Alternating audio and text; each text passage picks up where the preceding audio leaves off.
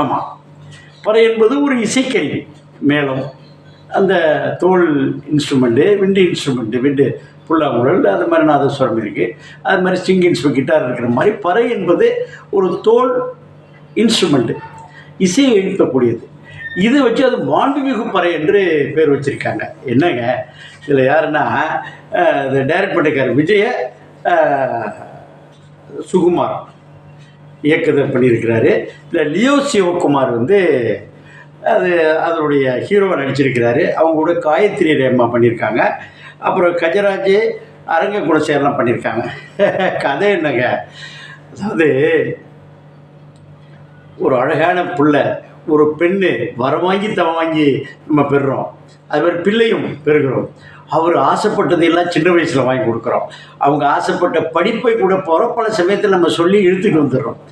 ஒரு கல்லூரி நண்பர்கள்லாம் கூட குறுக்கடிக்கிறது இல்லை. இப்பொழுது என்னாச்சுன்னா, கல்யாணம் என்று ஒரு வரும்பொழுது அதை வந்து ஒரு பெரிய கௌரவ பிரச்சனை எடுத்துக்கிட்டு அவர்களுடைய இஷ்டம். உலக நாடுகளில் நிறைய சுதந்திரம் அடைந்து விட்டன, உலக கட்சிகள் வந்து நிறைய உருவாகி விட்டன, நிறைய மாநிலங்கள் வந்து நிறைய தனித்தனியாக கட்சி புதுசு புதுசாக போகிறோம். ஆனால் நம்ம வீட்டில் இருக்கிற பொண்ணும் பையனும் நம்ம என்ன பண்ணுறோம், நம்ம அக்கா வீட்டு பிள்ளைக்கு கல்யாணம் பண்ணோம், அல்லது தங்கச்சி வீட்டு பிள்ளைக்கு கல்யாணம் பண்ணோம். ஆம்பளையாக இருந்தால், பொம்பளையாக இருந்தால் நம்ம அண்ணன் வீட்டு பிள்ளை, நம்ம சித்தப்பா இல்லை மாமா அது மாதிரி கல்யாணம் பண்ணி கொடுக்கணும்னு ஆசைப்படுறோம். எதுக்கு? சொத்து போயிடக்கூடாதான்.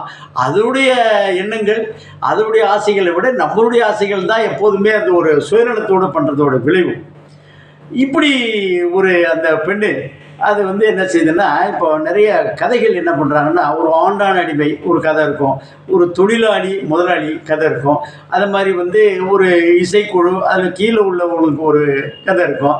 நிறைய அப்படி பாகுபாடு இருக்கும்போது ரெண்டும் பண்ணும்பொழுது குறுக்கில் இருக்கின்ற இதை என்ன செய்திருக்கிறார்கள், பறை இசை கலைஞர்கள் ஒரு குழுவாக இருந்து செய்யக்கூடிய ஒருவரை இன்னொரு பெண், இன்னொரு வேறு சமுதாயம் இல்லை, அதே சமுதாயத்தில் தான், வேறு சமுதாயம் காட்டவே இல்லை. அவங்க அதே சமுதாயத்தில் கொஞ்சம் வசதியாக இருப்பவர்கள், நல்லா பழிச்சுட்டு இருக்கக்கூடிய ஒரு பொண்ணை காதலிக்கிறார், திருமணம் செய்யக்கூடாது. என்னாச்சு, வழக்கம் போலன்னா ஆட்டுக்கும் மாட்டுக்கும் கல்யாணம் பண்ணி வச்சா தான் கலப்பு திருமணம். மனிதனுக்கு கழுதிக்கும் கல்யாணம் பண்ணி வச்சா தான் கலப்பு திருமணம். மனிதனுக்கு மனிதன் விருப்பப்பட்டு செய்ய மாதிரி ஒரு சொர்க்கத்தில் நிச்சயிக்கப்பட்ட கல்யாணத்தை வந்து அழகாக பண்ணோன்னா யாருக்கு எங்கே வலிக்குது? இந்த டீ கடை இருக்குது பாருங்கள், டீ கடையில் வெட்டியாக உட்காந்து 4 பேர் பேசிட்டுப்பான், ஓசிட்டி அவனை வாங்கி கொடுப்பானான்ட்டு. அது மாதிரி பேப்பருக்கு அந்த பார்பர் ஷாப்பில் உட்காந்துக்குவான், அப்புறம் திண்ணையில் உட்காந்து பேசிட்டு இருக்கிறது. அவங்க எல்லாம் அப்படி தான் இப்படி தான் சொல்லி இது இப்போ இவர்களுக்காக பயந்தால் நம்முடைய பிள்ளைகளுடைய வாழ்க்கை.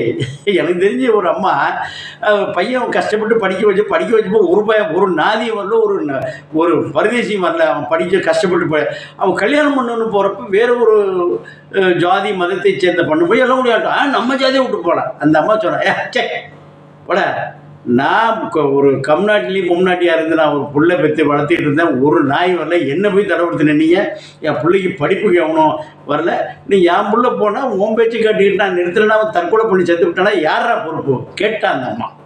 இதே போல் ஒரு தகப்பனாரும் கேட்டார். இது போல் இப்போ கேட்க முடியாததுனால தான் இன்னும் வந்து போயிட்டு இருக்கு அது விஷயத்து.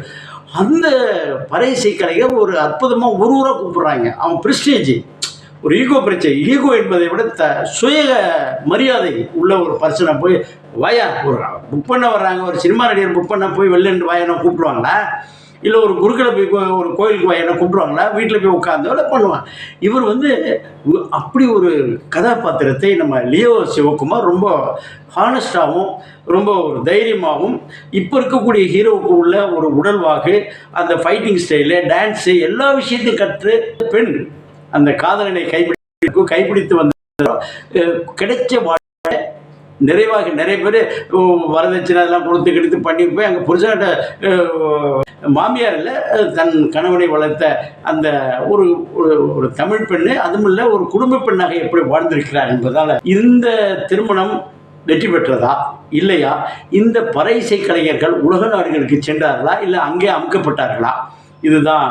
ஏன்னா நிறைவார்களா இல்லையா, செல்லுவதற்கான வாய்ப்புகள் என்ன இருக்குது, இதை வந்து முழுமையாக ஆராய்ச்சி கொடுத்துருக்காங்க. இந்த திரைப்படத்தை எல்லாரும் பார்க்கலாம்.